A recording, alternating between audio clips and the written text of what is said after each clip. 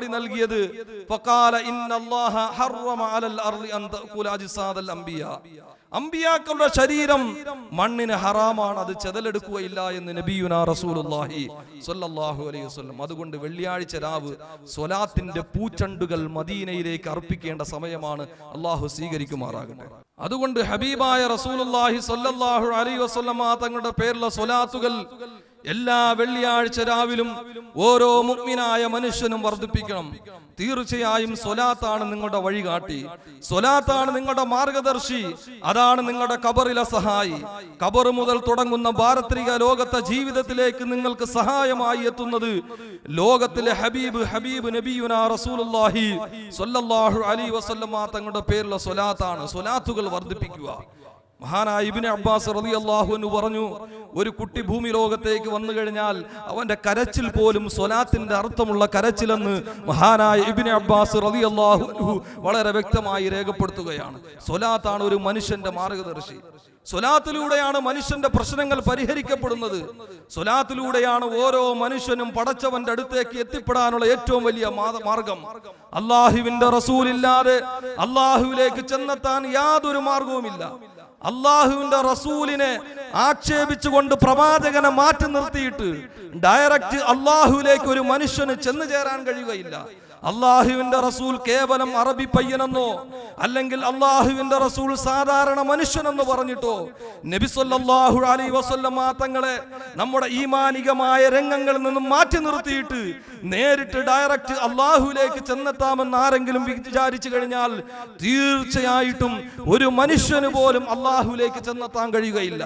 അള്ളാഹുവിന്റെ റസൂലിനെ വിഷമിപ്പിച്ചുകൊണ്ട് അള്ളാഹു സുബ്ഹാനഹു വ തആല ഒരു കാര്യവും ഈ ഭൂമി ലോകത്ത് തീരുമാനിക്കുകയില്ല, ഒരു കാര്യവും ഈ ഭൂമി ലോകത്ത് നടപ്പാക്കുകയില്ല.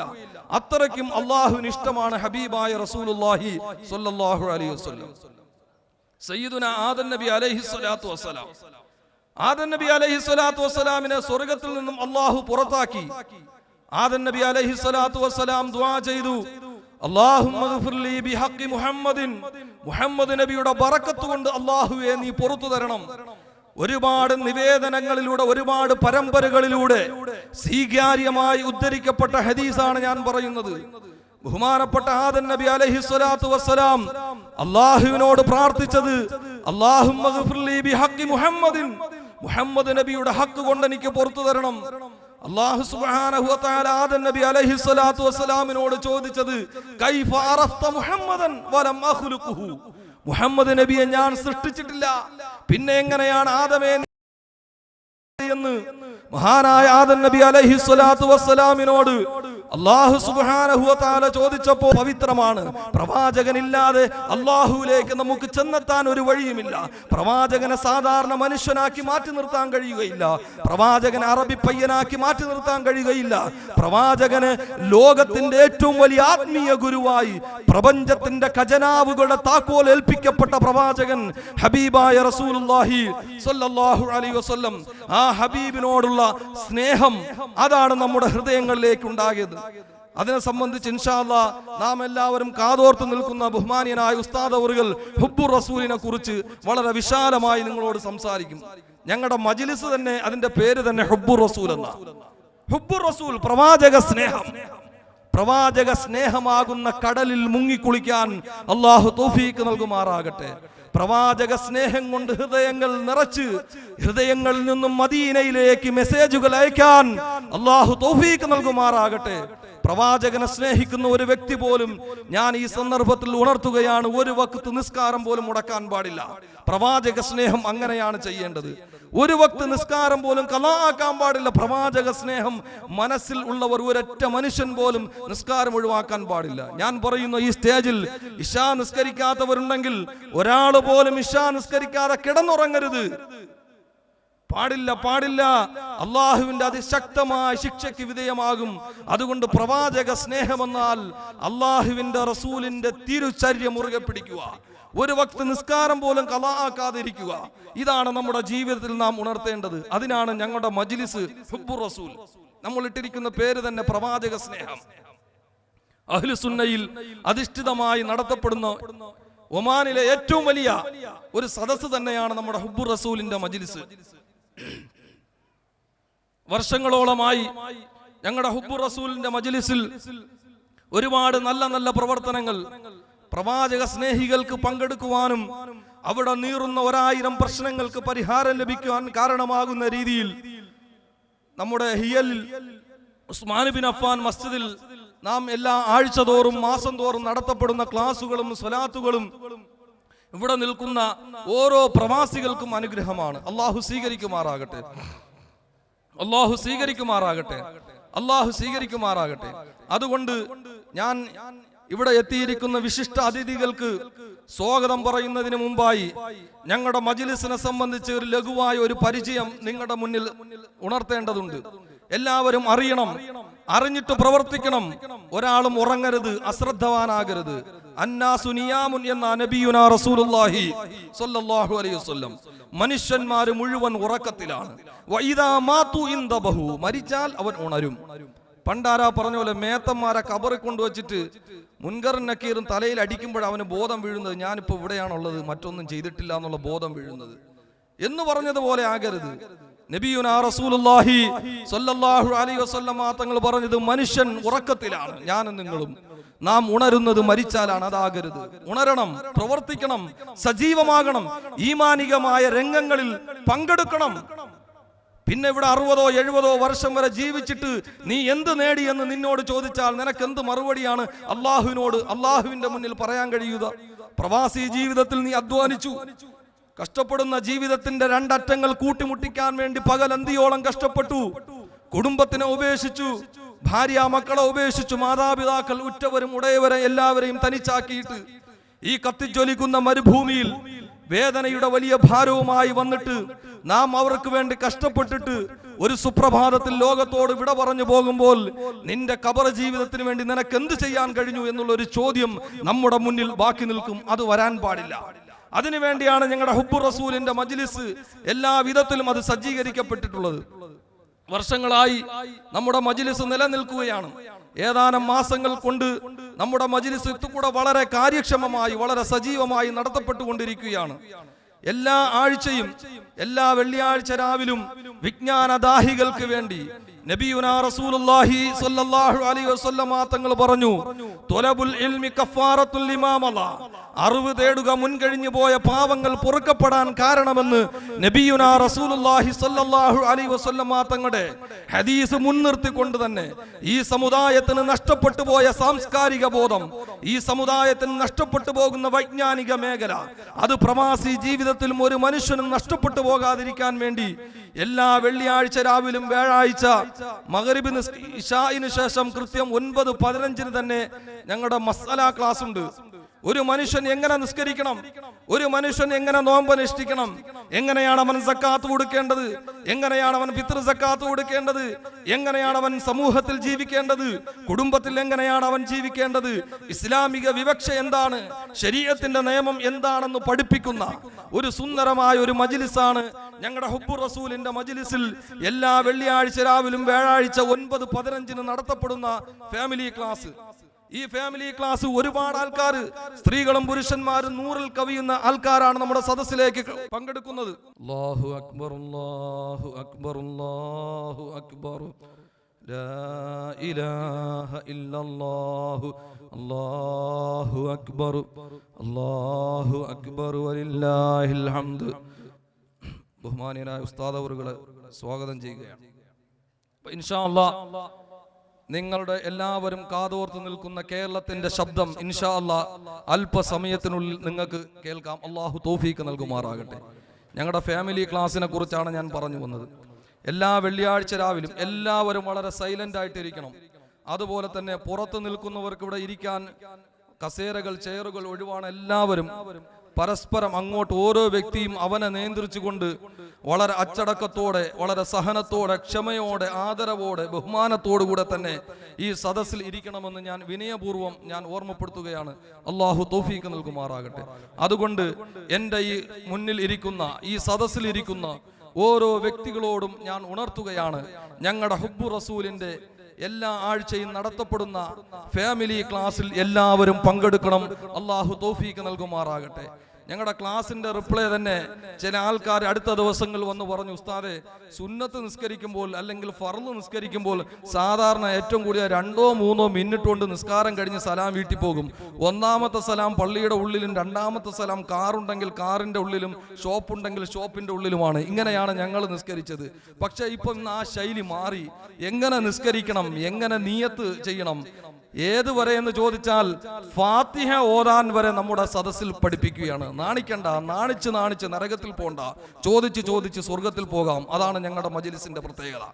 ഫാത്തിഹ തിരുത്താൻ, ഫാത്തിഹ നല്ല രീതിയിൽ അക്ഷരസ്ഫുടതയോടുകൂടി ഓതുവാൻ വരെ ഞങ്ങളുടെ മജ്‌ലിസിൽ ചെറുപ്പം മുതൽ 10 വയസ്സായ കുട്ടി മുതൽ 50, 60 വയസ്സായ ഞങ്ങളുടെ പ്രവർത്തകർ വരെ അതിനകത്ത് പങ്കെടുക്കുന്ന പ്രായപരിധികളില്ല.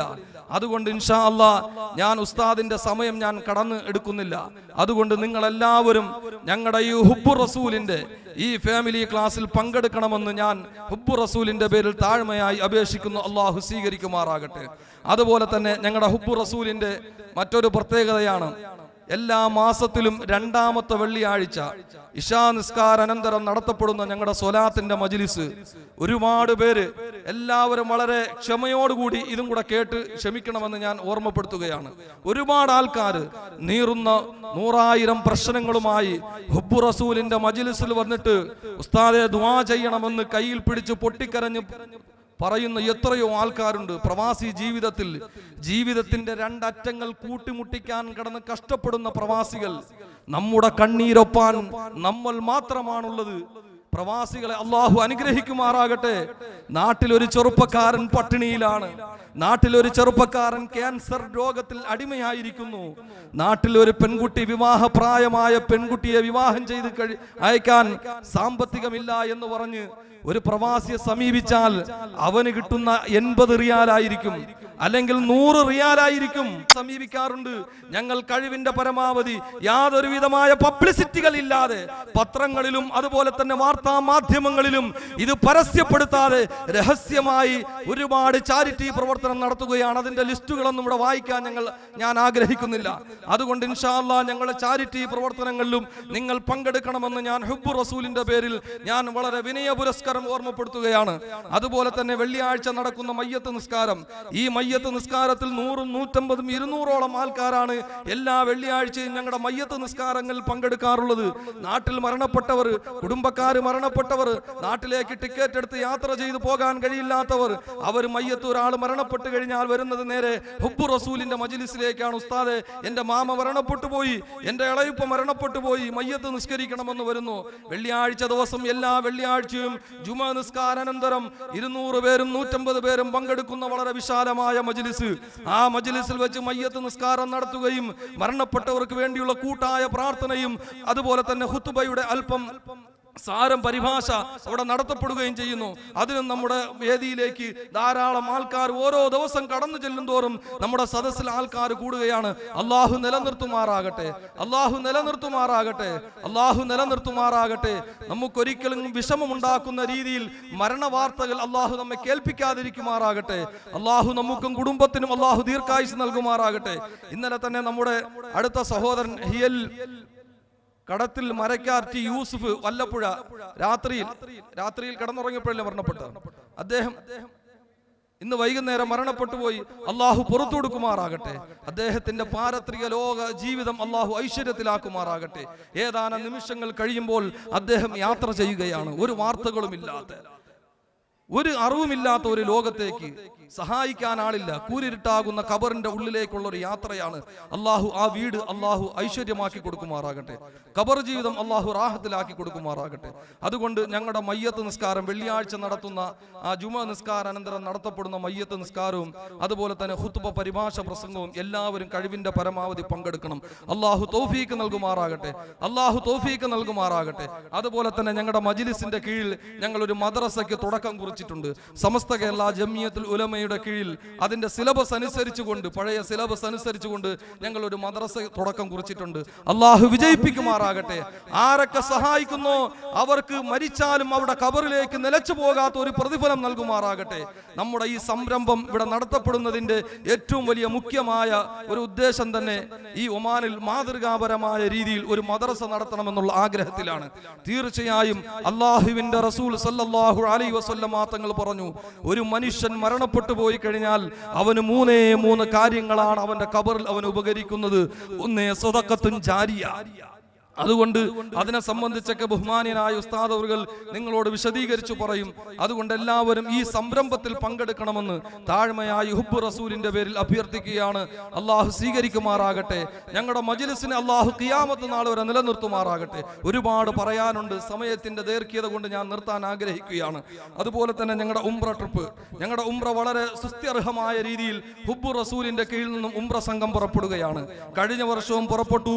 ഈ വർഷം ഇൻഷാ അല്ലാഹ് ജനുവരി 13-ാം തീയതി ഹുബ്ബ് റസൂലിന്റെ മജ്ലിസിൽ നിന്നും 50 പേരടങ്ങുന്ന ഒരു സംഘം അല്ലാഹുവിന്റെ റസൂലിന്റെ മദീന മുനവ്വറയിലേക്ക്, റൗളയിലേക്ക്, റസൂലുള്ളാഹിന്റെ ചാരത്തേക്കുള്ള ഒരു യാത്ര അല്ലാഹു വിജയിപ്പിക്കുമാറാകട്ടെ.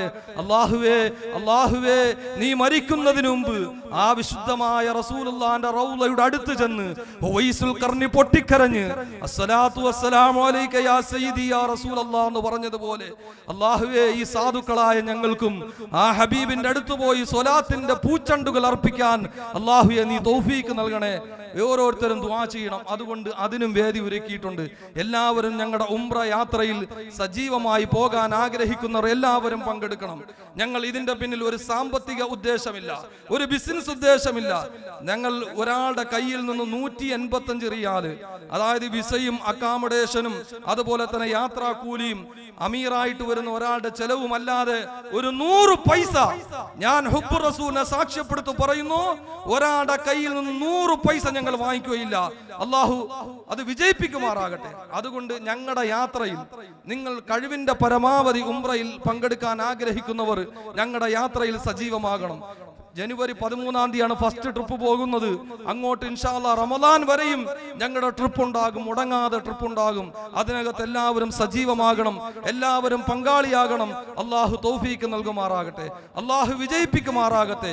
ഞങ്ങളുടെ ഹുബ്ബ് റസൂലിന്റെ ഈ കൂട്ടായ്മയെ അള്ളാഹു ലോക അവസാനം വരെ നിലനിർത്തി തരുമാറാകട്ടെ.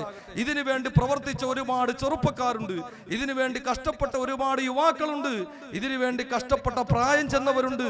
ഞങ്ങളുടെ ഹുബ്ബ് റസൂലിന്റെ പ്രവർത്തകർ, അതുപോലെ തന്നെ ഇതിന്റെ ആവശ്യവുമായി പലരെയും സമീപിച്ചപ്പോൾ അകമഴിഞ്ഞ് സഹായിച്ചവർ, സഹകരിച്ചവർ, അതിനു വേണ്ടിയുള്ള എല്ലാവിധ നന്ദികളും അർപ്പിച്ച് എല്ലാവർക്കും അള്ളാഹു സ്വർഗം നൽകുമാറാകട്ടെ. എല്ലാവർക്കും ഞാൻ ആശംസ അർപ്പിക്കുകയാണ് ഈ വേദിയിലേക്ക്. ഇൻഷാ അല്ലാഹ് എന്റെ കർത്തവ്യത്തിലേക്ക് ഞാൻ കടക്കുകയാണ്. ആദ്യമായി ഞങ്ങളുടെ ഈ സുന്ദരമായ മജ്ലിസിൽ അധ്യക്ഷ പദം അലങ്കരിക്കുന്നതിന് വേണ്ടി ഞങ്ങളുടെ ഹുബ്ബ് റസൂലിന്റെ കരുത്തനായ പ്രവർത്തകൻ